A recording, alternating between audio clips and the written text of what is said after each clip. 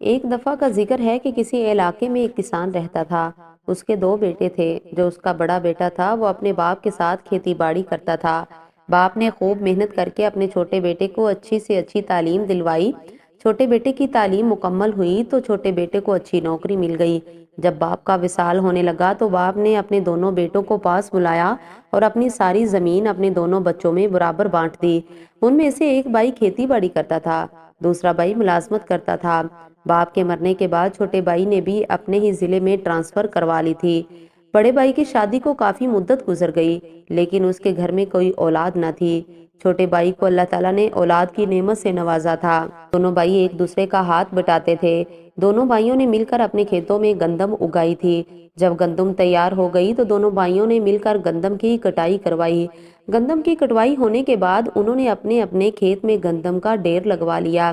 جب دن کی روشنی ختم ہو گئی، جب رات کا پچھلا پہر ہوا تو چھوٹے بھائی نے سوچا کہ میں تو ملازمت کرتا ہوں، مجھ کو مہینے بعد وہاں سے بھی تنخواہ آ جاتی ہے، میری اولاد بھی ہے اور وہ بھی جوان ہو رہی ہے، وہ بھی جوان ہو کر میرے ساتھ کمائی کرنے میں میرا ہاتھ بٹائے گی۔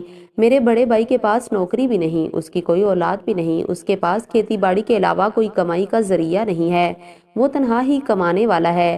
میں ایسا کرتا ہوں کہ گندم کی کچھ بوریاں بھر کر اپنے بڑے بھائی کے ڈھیری پر پھینک آتا ہوں، اس طرح میرے بھائی کے پاس گندم زیادہ ہو جائے گی، وہ اس کو فروخت کر کے گھر کی ضروریات کو پورا کر لے گا۔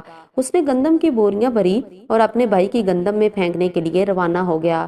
دوسری طرف بڑا بھائی یہ سوچ رہا تھا کہ چھوٹے بھائی کے چھوٹے چھوٹے بچے ہیں، اس کے اخراجات میرے سے کافی زیادہ ہیں۔ اللہ تعالیٰ کا لاکھ لاکھ شکر ہے کہ اس بار گندم کی فصل کافی اچھی ہوئی، میرے پاس کافی گندم ہو گئی ہے۔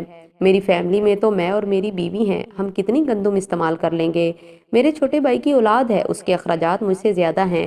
میں ایسا کرتا ہوں کہ راتوں رات اپنی گندم کے ڈھیروں سے 2-4 بوریاں بھر کر اپنے بھائی کی گندم میں پھینک آتا ہوں، اس کو پتہ بھی نہیں چلے گا، وہ یہی سمجھے گا کہ یہ سب کچھ میری ہی فصل کی گندم ہے۔ اس نے گندم کی بوری بھری اور اپنے بھائی کی گندم کی ڈھیری میں جا کر پھینک دی۔ جب دونوں بھائیوں نے گندم کا وزن کیا تو دونوں کی گندم اتنی ہی تھی۔ وہ اپنے بھائی کی گندم میں بھی گندم پھینک آئے تھے، لیکن گندم اتنی ہی تھی کیونکہ بڑے بھائی نے چھوٹے بھائی کی گندم میں اپنی گندم پھینک دی اور چھوٹے بھائی نے بڑے بھائی کی گندم میں کچھ بوریاں پھینکایا تھا۔ اسی وجہ سے دونوں کی گندم کا وہی وزن رہا جو پہلے تھا۔ دونوں ہی بھائی تنہا تنہا بیٹھ کر یہ بات سوچ رہے تھے کہ یہ کیا معاجرہ ہے۔ چھوٹے نے سوچا کہ میں نے اپنے بڑے بھائی کی گندم میں کافی گندم پھینک آیا ہوں، تب بھی میری گندم میں اتنا ہی وزن ہے۔